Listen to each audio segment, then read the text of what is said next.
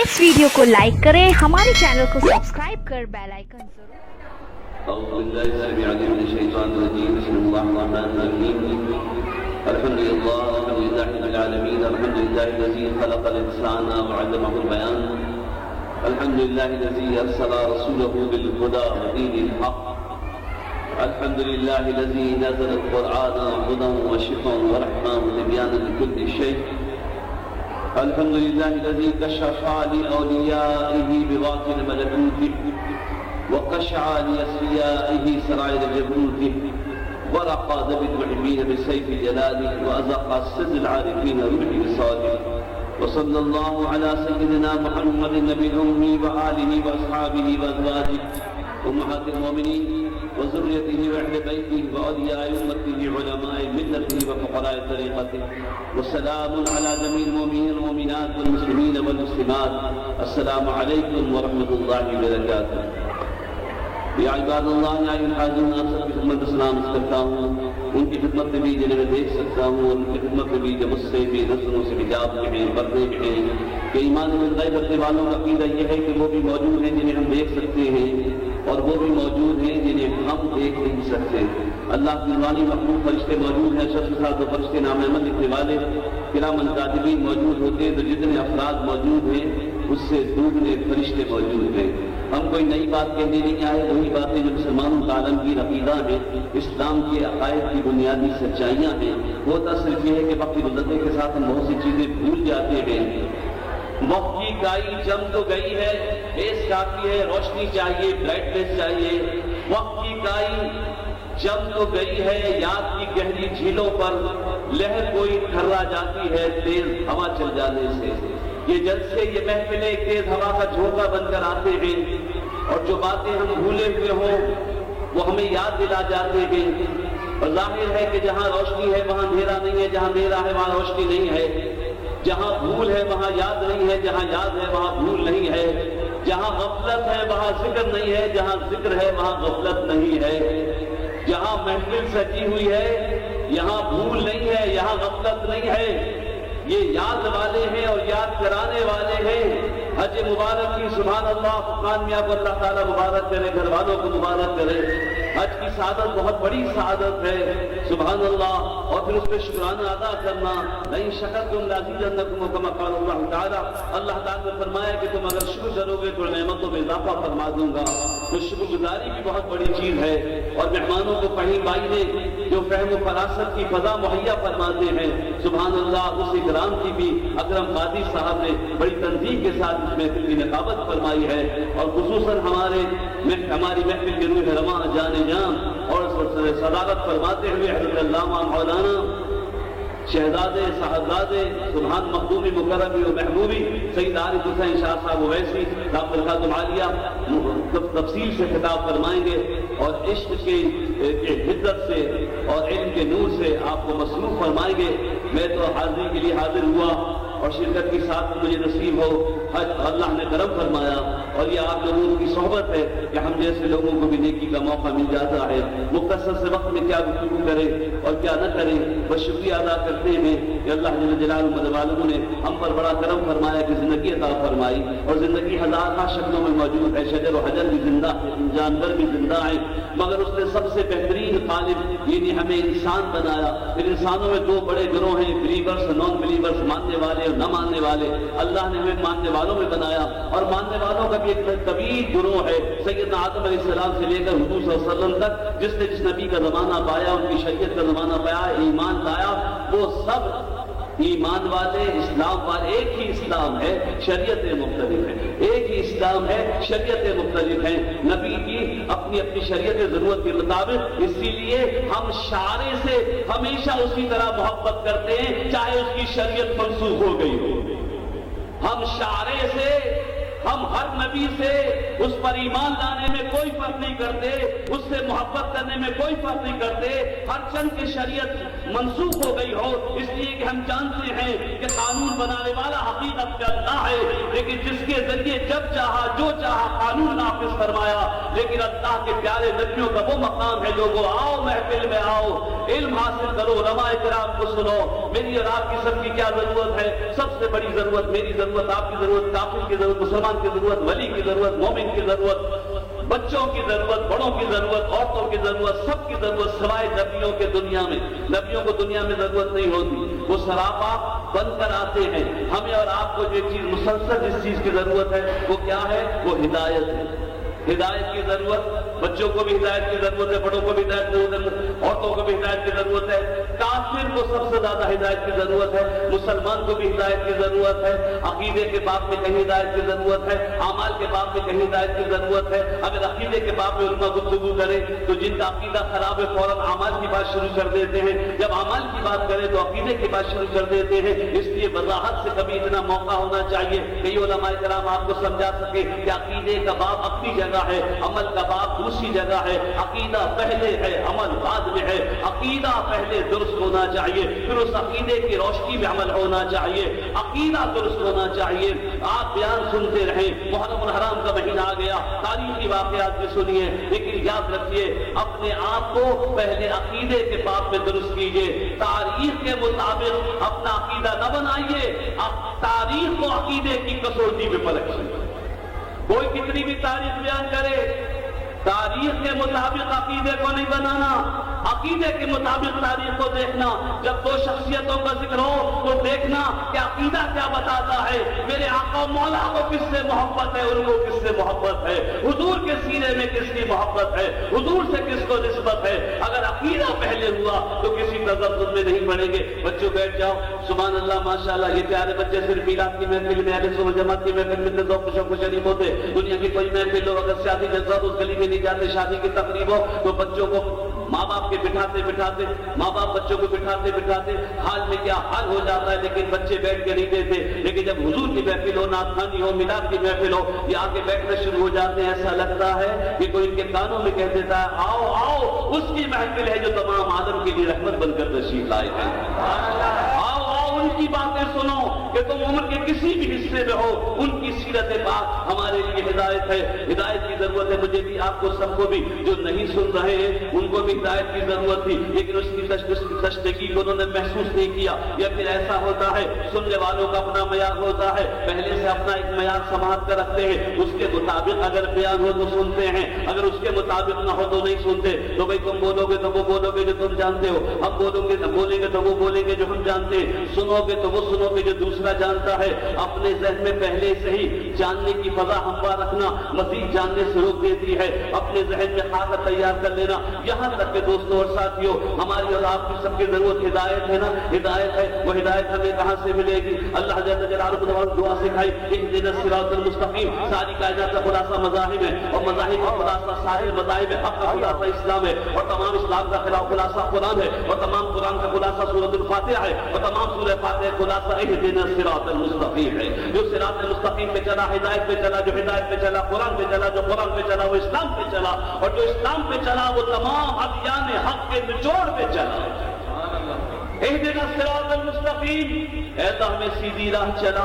اب اس میں بھی دو حصے ہیں، اتنا وقت نہیں ہے نا۔ اہدنا الصراط المستقیم میں دو چیزیں، ایک ہدایت ہے، ایک صراط المستقیم ہے۔ پہلے کیا چاہیے؟ پہلے ہدایت چاہیے کہ پہلے سیدھا راستہ چاہیے؟ ہدایت چاہیے، ہدایت چاہیے۔ وہ ہدایت چاہیے جو سیدھے راستے پہ چلا دے۔ اور یہ جو صراط المستقیم ہے یہ بھی مثال ہے، یہ کوئی سیدھا راستہ نہیں ہے، یہ کوئی بندر روڈ نہیں ہے، میک روڈ نہیں ہے، ایسا چندی کا روڈ نہیں ہے، یہ ایئرپورٹ روڈ نہیں ہے، یہ سیدھا چلا جا رہا ہے۔ صراط مستقیم جو کہا گیا ہے نا، مثال دی گئی ہے، مثال دی گئی ہے۔ یہ کوئی ایسا سیدھا راستہ نہیں ہے، یہ مثال دی گئی ہے۔ سیدھا راستہ مانا یہ اچھا راستہ، نیک راستہ جس کا انجام اچھا ہے۔ یا اللہ وہ کون سا راستہ ہے؟ وہ راستہ ہے، راستہ بھی مثال ہے، یہ راستہ نہیں ہے، یہ راستہ نہیں ہے۔ یہ نہیں ہے کہ آپ حج پہ چلے گئے، یہ حج پہ جائیں مکہ شریف سے مدینہ شریف، اسی راستے سے جائیں جس راستے سے حضور گزرے تھے تو آپ کو ہدایت مل جائے گی۔ اگر آپ جبل نور پہ چلے جائیں گے تو ہدایت مل جائے گی، جس راستے سے سید الشہداء امام حسین رضی اللہ عنہ گزرے تھے، مدینہ طیبہ سے مکہ شریف آئے، مکہ شریف سے کوفہ تشریف لے گئے، کربلا تشریف لے گئے. اگر اسی راستے پہ کوئی چلتا رہے تو ہدایت نہیں پائے گا. یہ راستہ بھی مثال ہے. صراط مستقیم کس کو کہتے ہیں؟ مثال دی گئی ہے. اصل میں معنی یہ ہے کہ اللہ ان لوگوں کے اعمال کی پیروی نصیب فرما دے جن پہ تو نے نعمتیں نازل فرمائی. صراط اللہ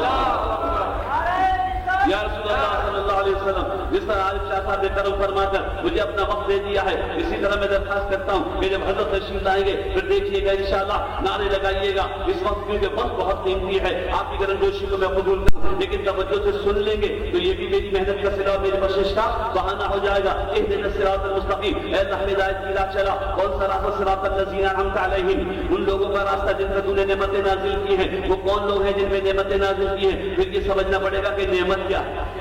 اگر تم یہی سمجھو گے کہ بنگلہ کوٹھی نعمت ہے تو جن لوگوں کا اللہ نے ذکر کیا نا انعم اللہ من النبیین والصدیقین والشہداء والصالحین، جب ان کی سیرت کا مطالعہ کریں گے تو یہ پتہ چلے گا کہ دولت تو تھی نہیں، اور ہوتی تھی تو سب کے سب اللہ کی راہ میں تقسیم کر دیتے تھے.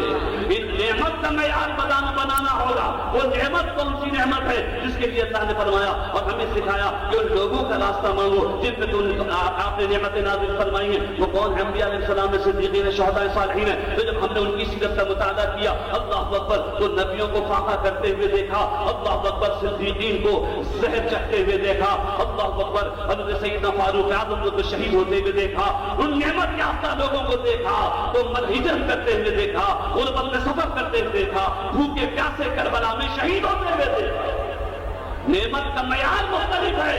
قرآن کا اللہ کے پیارے حبیب کے نعمت کا معیار مختلف ہے. بچوں، نعمت کا معیار یہ منانا کہ گاڑی مل گئی، بنگلہ بن گیا. نعمت ہے، یہ بھی ایک نعمت ہے لیکن جزوی ہے اور عارضی ہے. مگر اگر پرکھنا ہو تو مختصر سے وقت میں بھی بات سمجھی جا سکتی ہے. بس جو چیز تم کو مل جائے، جو بھی آسانی مل جائے، جو بھی دولت مل جائے، جو بھی چیز مل جائے، مکان ملے، گاڑی ملے، کچھ بھی ملے، دکان مل جائے، سونا مل جائے، چاندی مل جائے، پرائز بانڈ میں انعام مل جائے، تم یہ دیکھنا کہ کیا یہ چیز کافر کو بھی مل سکتی تھی؟ اگر مل سکتی تھی تو یہ وہ نعمت خاص نہیں ہے جو ان لوگوں میں نازل ہوئی. چابی چھوٹی سی بھی ہو، دانے صحیح ہو تو تالا کھل سکتا ہے. جس کو جو چیز ملے وہ جب پالے اللہ کا شکر ادا کرے.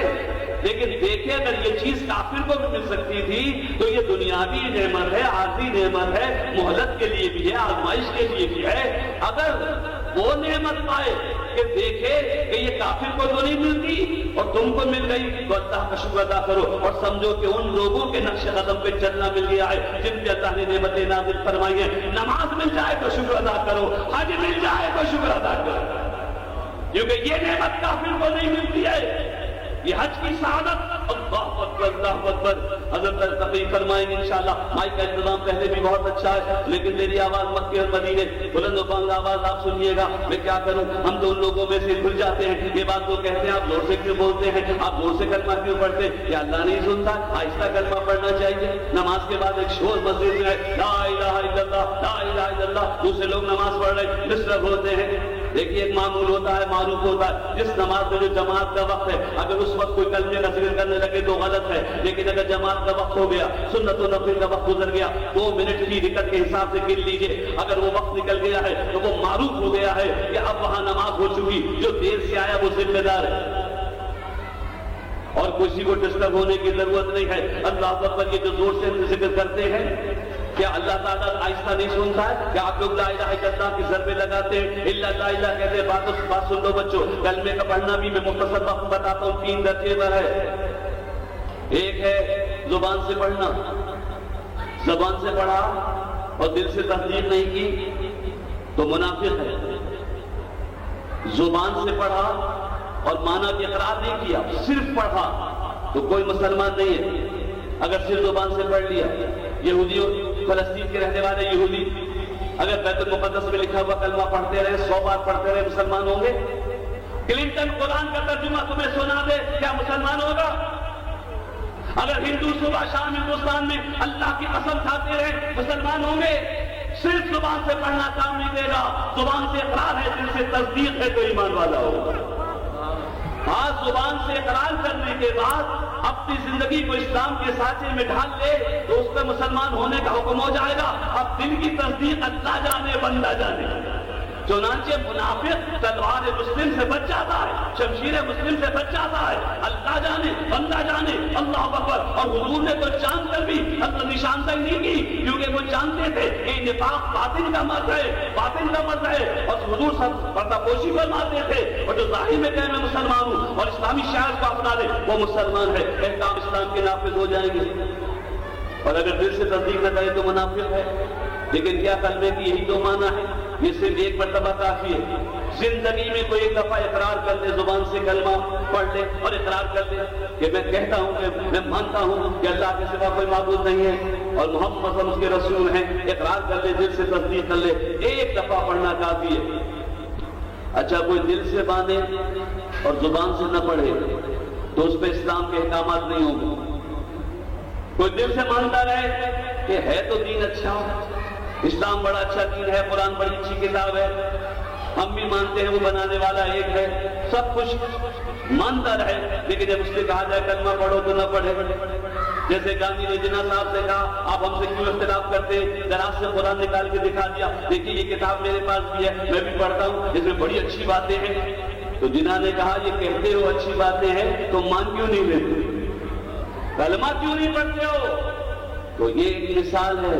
کوئی اگر کہتا رہے ہاں یہ بھی اچھا ہے وہ بھی اچھا ہے, میلاتی محفل بھی اچھی ہے, نعت بھی اچھی ہے, یہ بھی اچھا ہے وہ بھی اچھا ہے, لیکن کرتے کیوں نہیں؟ کون سی چیز تمہیں روکتی ہے؟ جو چیز تمہیں روکتی ہے وہی چیز تمہیں ہم سے یہاں دور رکھے گی, قیامت میں جنت سے دور رکھے گی. دل سے کہنا ہاں یہ بھی ٹھیک ہے وہ بھی ٹھیک ہے, لیکن فیصلہ تو اس کا ہوگا جو تم عمل کرتے ہو. بچوں کلمہ پڑھنا, زبان سے اقرار, دل سے تصدیق ایک دفعہ کافی ہے. لیکن کیا زندگی میں ایک دفعہ کلمہ پڑھنا کافی ہے؟ بس کافی, حکم کے لیے کافی ہے, اسلام کی گاڑی میں آ جانے کے لیے کافی ہے. لیکن اللہ کا حکم ابھی تم نے ادا نہیں کیا, کیونکہ اللہ نے قرآن فرمایا یا ایھا الذین آمنوا اذکروا اللہ ذکرا کثیرا, اے وہ لوگوں جو ایمان لائے اور اللہ کا ذکر کثرت سے کرو.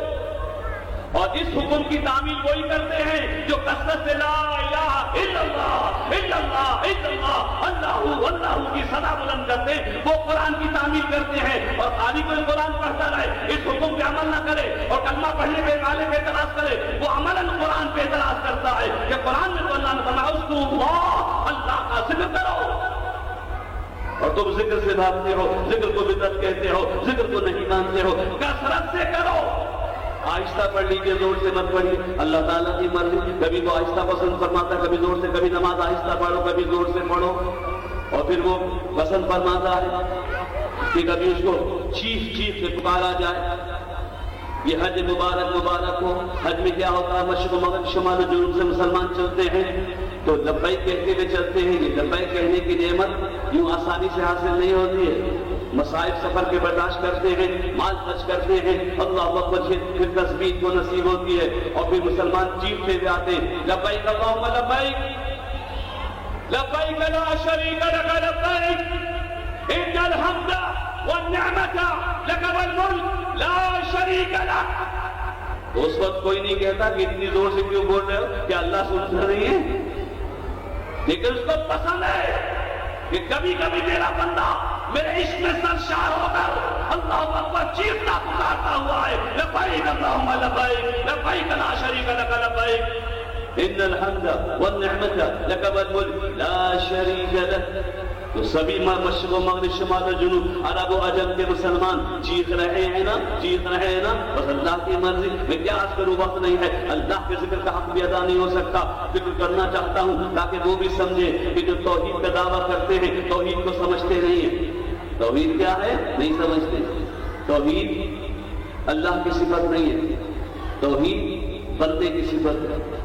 اگر اللہ کی صفت ہوتی تو حج مبارک کے سلسلے میں اخبار میں یہ خبر نہ آتی کہ اتنے سال, اس سال اتنے لاکھ فرزندان توحید نے حج ادا کیا. اگر توحید اللہ کی صفت ہوتی تو فرزندان توحید کی ترکیب کفر و شرک ہوتا. لیکن آپ نے اخباروں میں پڑھا کہ لاکھوں فرزندان توحید نے حج ادا کیا. تو توحید اس عقیدے کو کہتے ہیں جس عقیدے کے ماننے والے اپنے رب کو وحدہ لا شریک مانتے ہیں۔ توحید ایک ہونے کو نہیں کہتے، توحید ایک ماننے کو کہتے ہیں، ایک ماننے کو کہتے ہیں۔ چنانچہ لاکھوں پردندہ نے توحید نے حج کیا، مانا یہ ہوئے کہ وہ لاکھوں انسان جو اپنے رب کو وحدہ لا شریک مانتے ہیں، اس عقیدے کے جوانوں نے حج کیا ہے، فرزندان توحید نے حج کیا ہے، فرزندان توحید جہاد کر رہے ہیں، یعنی اس عقیدے کے رکھنے والے جہاد کر رہے ہیں۔ اللہ کی صفت احدیت، قل هو اللہ احد وَإِلَٰهُكُمْ إِلَٰهٌ وَاحِدٌ، وہ واحد ہے، وہ احد ہے، اللہ اللہ ہے، وہ واجب الوجود ہے، ہر جگہ موجود ہے اپنی پوری ذات و صفات کے ساتھ۔ حضور ممکن الوجود ہے، جہاں چاہیں تشریف لائیں، جہاں چاہیں جائیں، جس طرف چاہیں نظر کرم فرمائیں، جس طرف چاہیں نظر کرم نہ فرمائیں، کسی اور طرف توجہ فرمائیں۔ حضور ممکن الوجود ہے، یہی حضور کو حاضر ناظر سمجھنے میں بنیادی عقیدہ ہمارا ہے۔ ہم حضور کو حاضر ناظر سمجھتے ہیں ممکن الوجود، کہ حضور چاہیں تو کرم فرمائیں، محفل میں ہماری تشریف آئے، ممکن ہے مدینہ طیبہ میں رہ کر ملاحظہ فرمائیں، ممکن ہے ابھی توجہ کسی اور طرف ہو، جبھی تو ہم کہتے ہیں الصلاۃ والسلام علیکہ یا رسول اللہ، یا رسول اللہ انظر حالنا، یا حبیب اللہ اسمع حالنا، اے اللہ کے رسول ہم پہ نظر کرم فرمائیں۔ اگر آپ کی توجہ کسی اور طرف ہے بھی تو اس طرف ہم گنہگاروں کی طرف بھی توجہ فرمائیے، یا حبیب اللہ اسمع حالنا، اے اللہ کے پیارے حبیب ہماری بات سن لیجیے۔ یہ جو یا کا استعمال ہے نا، جس میں مسلسل جدوجہد چل رہی ہے کہ یا اللہ کے ساتھ لگتا ہے یا محمد کے ساتھ نہیں لگتا، اتنی بڑی جہالت ہے، ان کو یا کے معنی نہیں معلوم۔ جو یا پہ اعتراض کرے، یا حرف ندا ہے جس کے معنی ہے اے، پکارا جائے کسی کو، اور عربی یہ 5 حروف ہے، حروف ندا جو ہے 5 ہے، کسی کو تو ایک ہی یا کی خبر لگی، 5 حروف ندا ہیں، آ، ای، یا، ایہا، ایتہا۔ اس میں 2 کو سمجھ لیجیے خصوصاً، یا اور ایہا یہ دونوں پکارنے کے لیے، ایتہا مؤنث کے لیے، یا ایتہا نفس مطمئنہ، یا ایہا۔ ابھی ہم جب یہاں محفل کا اختتام ہوگا تو سلام پڑھیں گے، یا نبی سلام علیکم، اس سے پہلے نماز پڑھیں گے، انشاءاللہ جماعت یہی ہوگی، اور نماز میں جب سلام پڑھنے کا تحیات للہ کی صلوات ہوتی ہے، یہ بات السلام علیکہ ایہا النبی۔ یہ ایہا کیا ہے؟ ذرا اس سے پوچھئے جو آپ کو یا کہنے کو منع کرتا ہے، اس سے پوچھئے کہ یہ ایہا کیا ہے، تو علماء بتائیں گے کہ ایہا بھی حرف ندا ہے، مگر یا اور ایہا میں فرق یہ ہے کہ یا جب آپ کسی کو پکارتے ہیں تو پتہ نہیں چلتا اسے قریب سمجھ کے پکار رہے کہ دور سمجھ کے پکار رہے، اور ایہا صرف قریب والے کے لیے استعمال کیا جاتا ہے۔ تو جب نماز میں کہتے ہیں السلام علیکہ ایہا النبی ورحمۃ اللہ وبرکاتہ، تو حضور کو قریب سمجھ کے سلام کرتے ہیں۔ اللہ جا ایک نماز آپ کا جی چاہے جس چیز سے چاہے پوچھے، ہم اہل سنت جماعت کے عقیدے کو ثابت کریں گے۔ اگر آپ چاہیں نماز سے تو صرف نماز سے ہم بتا سکتے ہیں، درود ابراہیمی پڑھیے، درود ابراہیمی پڑھیے، اور کوئی درود نہ پڑھیے۔ ہم کہتے ہیں نماز میں درود ابراہیمی بعد میں پڑھتے ہیں، پہلے سلام پڑھتے ہیں، السلام علیکہ ایہا النبی ورحمۃ اللہ وبرکاتہ۔ پہلے حضور پہ سلام پڑھتے، مفتی اعظم البانیہ، مفتی اعظم افغانستان طالبان، جامعۃ الازہر کے پرنسپل، جامع مسجد اقصی کے پیش امام، سنی کانفرنس میں انہوں نے کہا ہم سب اہل سنت و جماعت ہیں، اور الصلاۃ والسلام علیکہ یا رسول اللہ۔ بلکہ مفتی البانیہ نے تو کہا کہ اگر آپ 100 مرتبہ روزانہ یہ تسبیح پڑھیں تو اللہ کی رحمتیں بہت نازل ہوگی۔ جو نماز میں سلام پڑھتے ہیں السلام علیکہ ایہا النبی ورحمۃ اللہ وبرکاتہ، پہلے سلام ہے پھر درود ہے، اور درود ابراہیمی کیا ہے؟ حضور کا شجرہ ہے، حضور کے جد امجد سے لے کر حضور کی آل قیامت تک آل محمد میں درود نماز میں پڑھتے ہیں، یہ ہے درود ابراہیمی۔ لیکن سیدنا ابراہیم علیہ السلام پہ لاکھوں سلام علی نبینا علیہ السلام، لیکن افسوس کی بات ہے کہ حضور کے والدین کریمین کے ایمان پہ کلام کریں جبکہ سیدنا ابراہیم علیہ السلام تک درود بھیج رہے ہیں، اور ہمارا عقیدہ یہ ہے کہ حضور کا نور جن پاک پشتوں میں، اسلاف اور بطون اور رحم میں منتقل ہوتا رہا، سب پاکیزہ ہیں، سب اللہ کے ماننے والے موحد ہیں، ایمان والے ہیں، سراپا ایمان ہے۔ آئیے بات اس طرف سے چلی جائے گی۔ کلمہ پڑھنا زبان سے اقرار، دل سے تصدیق، اور ذکر کرنا کثرت سے ہے۔ دل سے تصدیق ایک دفعہ کافی، زبان سے اقرار ایک دفعہ کافی، لیکن ذکر ایک دفعہ کافی نہیں، کثرت سے ہونا چاہیے۔ یا ایھا الذین آمنوا اذکروا اللہ ذکرا کثیرا۔ اللہ حج مبارک کی بات، سبحان اللہ، اللہ کی مرضی، اللہ اللہ ہے۔ اب توحید کی بات بتاؤں، اللہ تعالیٰ کا ذکر کروں، اللہ ہی کو مانتے تو پھر اس کے رسول کو بھی ویسا ہی مانتے، مگر کیا کریں، کچھ جاننے کے لیے جاننا ضروری ہوتا ہے۔ اس کا نمائندہ مانتے، اس کا رسول مانتے تو اللہ کا نمائندہ مانتے نا، مگر جاننے کے لیے بھی کچھ جاننا ضروری ہوتا ہے۔ بچوں علم کیسے حاصل کرو گے؟ پڑھنا چاہتے ہو، علم حاصل کرنا چاہتے ہو تو علم کیسے حاصل کرو گے؟ بولو، کوئی بچہ بولے۔ کچھ جاننا چاہتے ہو، علم حاصل کرنا چاہتے ہو تو کیسے کرو گے؟ اپنی عقل سے، اپنے گھر میں رہ کے نہیں، عقل سے بھی نہیں۔ آپ سے زیادہ عقل مند لوگ باہر ہیں۔ ضروری نہیں ہے کہ محفل میں جو لوگ ہیں یہ بہت عقل مند لوگ ہیں، کچھ لوگ بہت زیادہ عقل مند، لیکن ضروری نہیں ہے کہ محفل میں عقل مند لوگ ہوں۔ زیادہ عقل مند سادہ لوگ بھی ہو سکتے ہیں۔ مسجد میں نماز کے وقت ممکن ہے سادہ ذہن والے، سادہ عقل والے پہلی صف میں کھڑے ہوں اور زیادہ عقل مند دکانوں پہ سودا کر رہے ہوں۔ عقل میں یاد نہیں ہے، عقل میں یاد نہیں ہے۔ زیادہ عقل مند لوگ، اتنے بڑے بڑے لیڈر کہاں پہنچے؟ جو کل وزیر اعظم تھا آج وزیر اعظم ہے، عقل میں یاد نہیں ہے۔ مسجد میں نماز کے وقت ضروری نہیں ہے کہ صدر کے سب سے بڑے عقل مند آدمی امامت کرا رہا ہے، سادہ آدمی ہو سکتا ہے۔ آپ اس سے کچھ الجھی ہوئی بات کریں تو شاید سمجھ بھی نہ سکے، لیکن اللہ کو تم سے زیادہ پیارا ہے، حکم ماننے والا پیارا ہوتا ہے۔ بات پھیلاؤ تو گھنٹوں کی رات بھر کی تقریر ہے۔ بچوں علم حاصل کرو گے تو کیسے؟ گھر میں بیٹھے بیٹھے اپنی عقل پہ زور لگا کے اللہ کو پہچان لو گے، دنیا کو پہچان لو گے، خود کو نہیں پہچان سکتے، پھر کیا کرو گے؟ عقل کو لے کے آنا ہوگا کسی بہتر علم والے کے پاس، کسی عالم کے پاس آنا ہوگا، وسیلہ لینا ہوگا۔ اور جو پوری دنیا ہدایت کی محتاج ہے، کون علم دے؟ بچہ جائے استاد کے پاس، عالم جائے اس سے بڑے عالم کے پاس، نہیں مولانا آپ کو اسی طرح کہتے رہیں گے تو کہاں جائیں؟ ہم کہتے ہیں سب سے پوچھ لو، پوری کائنات سے پوچھ لو کہ علم کیسے حاصل کرے۔ پوری کائنات میں سب سے بڑا علم والا کون ہے؟ جو مخلوق نہیں ہے، خالق ہے۔ اللہ سے بڑھ کر تو کوئی علم والا نہیں ہے۔ عالم الغیب کون ہے؟ اور کوئی غیب کیا تم سے جہاں بھلا، کوئی غیب حضور سے نہیں چھپا۔ کیسے؟ اللہ نے غیب کا علم دیا، اللہ عالم الغیب ہے۔ جو نبی کو علم غیب نہیں مانتے وہ اللہ کو عالم نہیں مانتے، طالب علم مانتے۔ وہ سمجھتے ہیں واقعہ ہو جاتا ہے تو خود اللہ کو بعد میں پتہ چلتا ہے۔ اللہ عالم ہے، اگر عالم مانو تو ماننا پڑے گا۔ عالم وہ ہوتا ہے جو علم رکھتا بھی ہے اور دیتا بھی ہے، بلکہ علم دینے کی صفت غالب ہے، عالم ہے۔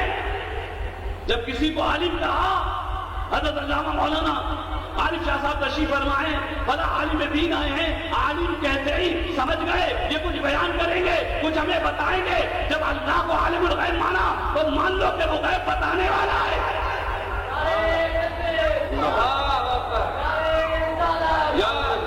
وہ غیب بتانے والا ہے، کس کو بتاتا ہے؟ بتا دیا قرآن، عالم الغیب فلا یظہر علی غیبہ احدا، کسی ایک کو بھی نہیں بتاتا، الا من ارتضی من رسول، لیکن رسولوں میں جسے چاہتا ہے بتاتا، جسے چاہتا ہے بتاتا۔ اور جو رسول کے لیے غیب نہیں مانے گا وہ قرآن کا منکر ہوگا۔ سورۃ الجن ہے، اور یہ نہیں صاحب عموم کی نفی ہے، رسول کے لیے خاص کیا ہے۔ کوئی یہ نہیں کہہ سکتا ایسا علم تو فلاں کو بھی ہے، فلاں کو بھی ہے۔ جن دیوبندیوں سے اختلاف ہے وہ ان کی ان تحریروں کی وجہ سے ہے، جس جیسے انہوں نے لکھ دیا کہ نبی کو اگر علم غیب میں سے کچھ حصہ بھی ہے تو ایسا علم تو جانوروں کو بھی ہوتا ہے، پاگلوں کو بھی ہوتا ہے، بچوں کو بھی ہوتا ہے۔ استغفر اللہ نعوذ باللہ، یہ تو کلمہ کفریہ ہے۔ جس کو معلوم ہوتا جاتا ہے، اگر ایمان والا ڈرتا ہے، کہتا ہے میرا تعلق نہیں ہے، میں نہیں جانتا، تو بھائی مت رکھو ان لوگوں سے تعلق، مت کرو اپنے آپ کو مشہور ان سے۔ کوئی وجہ ہے جو اس سے اختلاف ہوا ہے، ان تحریروں کی وجہ سے اختلاف ہوا ہے۔ اللہ اکبر، اللہ اکبر۔ میں تو کہتا ہوں اس آیت کریمہ میں جو علم غیب کی طرف اللہ تعالیٰ نے صاف بتا دیا، کسی کو نہیں بتاتا۔ تم کہتے ہو جانوروں کو بتاتا، پاگلوں کو بتاتا، کسی ایک کو اپنے علم غیب دل سے نہیں بتاتا۔ عالم الغیب فلا یظہر علی غیبہ احدا، کسی ایک کو نہیں بتاتا۔ عموم کی نفی کر دی، الا من ارتضی من رسول، پھر خاص کر دیا رسول کو علم غیب کے ساتھ۔ پھر خاص کر دیا رسول کو علم غیب کے ساتھ. اور آؤ سب سے پوچھو, فلیٹ والوں سے پوچھو, پوری دنیا سے پوچھو, اگر وہ علم حاصل کرنا چاہتے کس سے کرے؟ اپنے سے بہتر علم, بہتر سے بہتر علم رکھنے والے سے. تو کیسے پتا چلے گا مولانا یہ صحیح ہے کہ یہ غلط؟ اسی لیے میں نے کہا ضرورت علم ہی نہیں ہے, ضرورت اصل میں ہدایت ہے. علم تو ذریعہ ہے ہدایت پانے کا, علم منزل نہیں ہے, سادہ سفر ہے. کسی کو تھوڑے سے علم سے بھی ہدایت مل جائے کامیاب, کسی کے پاس علم کا پہاڑ ہو ہدایت نہ ملے جہنمی. روبا عربی نہ ہو, عالم ہو, فاضل ہو, لیکن عقیدہ درست نہیں ہے, ہدایت نہیں پایا. بچوں بتاؤ تو صحیح کہ علم کیسے حاصل کریں؟ علم والا اللہ ہے, ہم اس کی مخلوق ہیں. تو اب ضرورت پڑی کسی ایسی ذات کی کہ جس کو اللہ اپنے علم غیب سے سجا کے تمہارے درمیان میں دے. چنانچہ پوری کائنات نے جب کبھی ہدایت پائی ہے تو نبی کے ذریعے پائی ہے. جب کبھی کوئی علم ہدایت پایا ہے تو نبی کے ذریعے پایا ہے. نبی برزخ کبریٰ ہے, وسیلہ عظمیٰ ہے. اللہ اور بندے کے درمیان سب سے بڑا وسیلہ نبی اور رسول ہے. بچوں جو پوچھنا ہے رسول سے پوچھو, جو پوچھنا ہے نبی سے پوچھو, اور یہ سمجھ کے پوچھو کہ یہ وہ جانتا ہے جو کائنات پہ کوئی نہیں جانتا. علم حاصل کرنا ہے تو عقل کی سواریوں کو لا کر در مصطفیٰ پہ ٹھہرا دو. ایمان کی ابتدا بھی یہی در ہے, عرفان کی انتہا بھی یہی دروازہ ہے. رسول کے سوا تمہیں کہیں سے علم نہیں ملے گا, تمہیں کہیں سے ہدایت نہیں ملے گی. اللہ اکبر. نبی رسول اللہ تعالیٰ سجے سجائے بھیجتا ہے, خطا سے معصوم ہوتے ہیں, وہم و گمان بھی وہاں گناہ کا نہیں ہو سکتا, وہ سراپا ہدایت ہوتے ہیں. ان کا خواب کا عالم بھی وحی کا عالم ہوتا ہے. اللہ اللہ, رسول کو معصوم مانو, رسول کو اللہ اکبر پیغامبر غیب کی خبریں دینے والا مانو. اور پھر جب خبری مرتبہ حضور صلی اللہ علیہ وسلم نے فتویٰ فرمایا تو ان کے بعد جو ان کے نقش قدم پہ چلنے والے ہیں, ان سے فیضان علم حاصل کرنے والے ہیں, ہدایت حاصل کرنے والے ہیں, ان کے راستے پر چلنا ہے. وہی ہدایت کا مذہب ہے. علماء بھی ہدایت کا مذہب ہے. وہ لوگ جن پہ نعمت نازل ہوئی ہے. میں کیا بتاؤں دوستوں اور ساتھیوں, یہ جو حج ہے سبحان اللہ, کوئی بھی چیز, کوئی بھی جو حکم آئے نا, جو حکم آئے اس کو مان لینا, یہ بس بندگی ہے. ایاک نعبد و ایاک نستعین, ایسا ہم تیری عبادت کریں اور تجھی سے مدد مانگیں, تیری عبادت کریں تجھی سے مدد مانگیں. تو پھر یہ یا رسول اللہ یا رسول اللہ کی سرکار نظر کرم, حضور مدد فرمائیں. جب کہہ دیا عبادت اللہ کی, اس کے بعد کسی سے مدد مانگنا, اس کے بعد آوازیں دینا, سرکار سمجھائیے, حضور آپ بتائیے, سرکار آپ کا کیا فرمان ہے. یہ آیت جو ہے نا ایاک نعبد و ایاک نستعین, اس نے ہمیں رسول کا محتاج بنایا ہے. ہم نے کہا ہم تیری عبادت کرنا چاہتے, مگر آسمان سے کوئی آواز نہیں آئے گی کہ عبادت کیسے کرو. عبادت کیا ہے, کیسے کرو, کون بتائے گا؟ قرآن بتائے گا. زیادہ آپ کہیں گے قرآن بتائے گا, تو قرآن میں تفصیل نہیں ہے. نماز کا حکم اقیم الصلاۃ, لیکن بتایا نہیں کیسے پڑھو. اللہ تعالیٰ بتانا بھول گیا, جان کے نہیں بتایا کہ کوئی نماز نہ پڑھ سکے جب تک میں رسول سے نہ پوچھے یا رسول اللہ نماز کیسے پڑھو. پھر حضور فرمایا صلو کما رأیتمونی اصلی, نماز پڑھو جیسے میں پڑھتا ہوں. زکوٰۃ کا حکم دیا, شرح نہیں بتائی قرآن نے. یا اللہ اتنا اضافہ ہو جاتا, اللہ مجھے معاف کرے, کہ قرآن میں ہوتا ہے کہ 2.5% دے دو, 40واں حصہ دے دو. پورے قرآن میں زکوٰۃ کی شرح نہیں بتائی.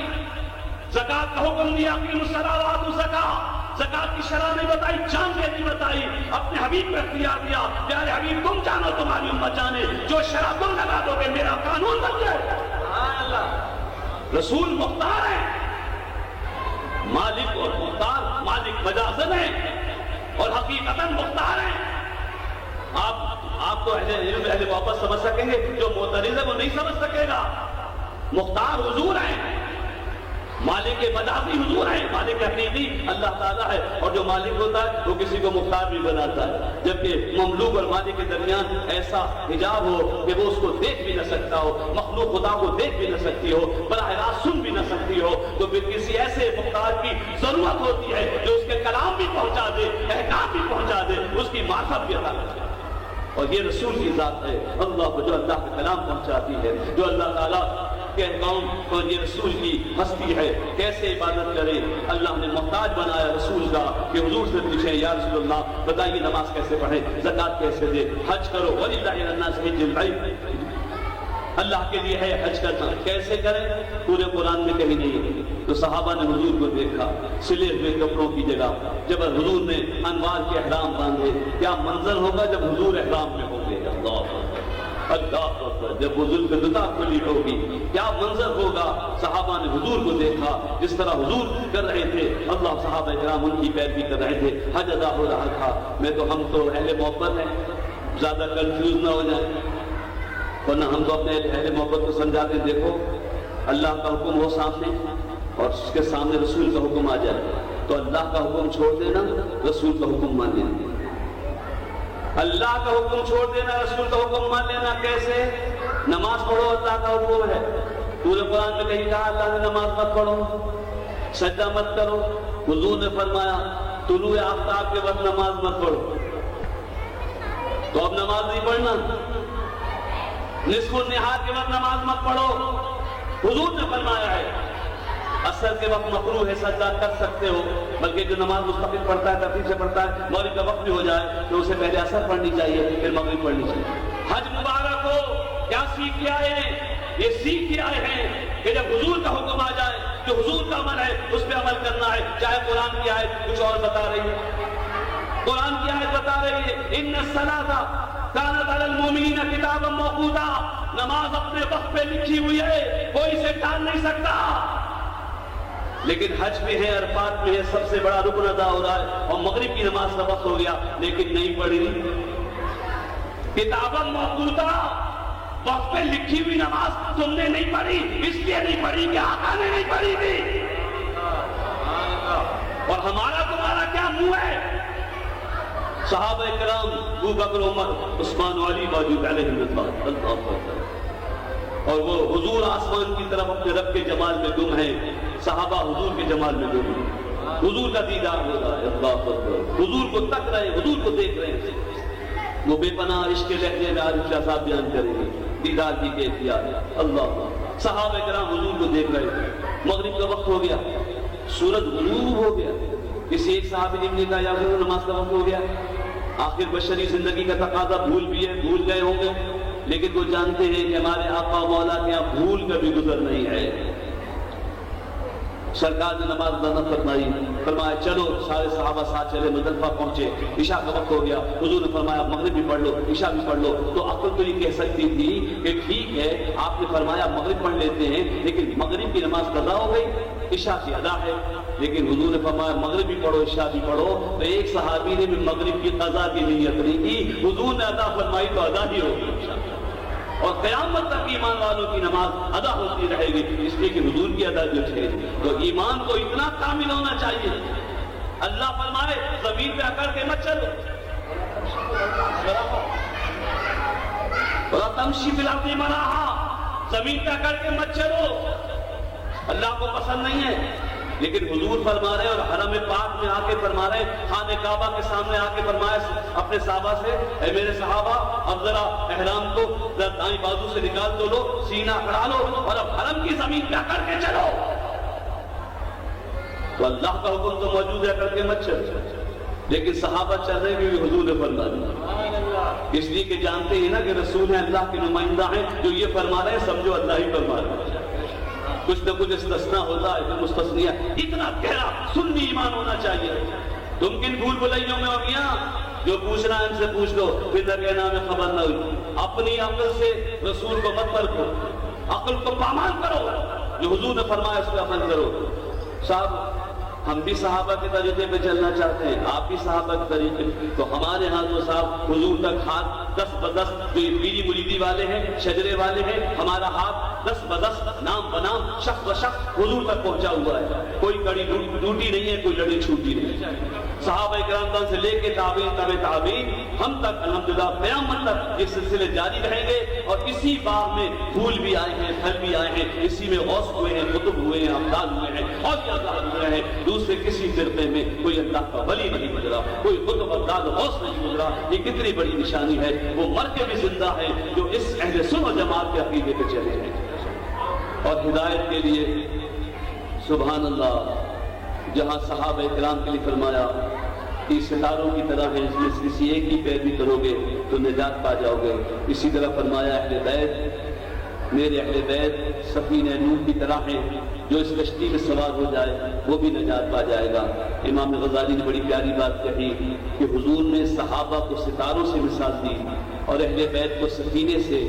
ہم نے سمندر میں سفر کرنے والوں سے پوچھا کیسے سفر کرتے ہو، تو کہا راستہ ستاروں سے دیکھتے ہیں، سوار کشتی میں ہوتے ہیں. سوار کشتی میں ہوتے ہیں، اہل بیت کے قافلے میں ہو جاؤ اور پھر صحابہ کرام سے اللہ اکبر ہدایت کی راہ تلاش کرتے رہو، پاتے رہو، قافلہ آگے چلتا رہے. کیا عرض کریں دوستو، اہل بیت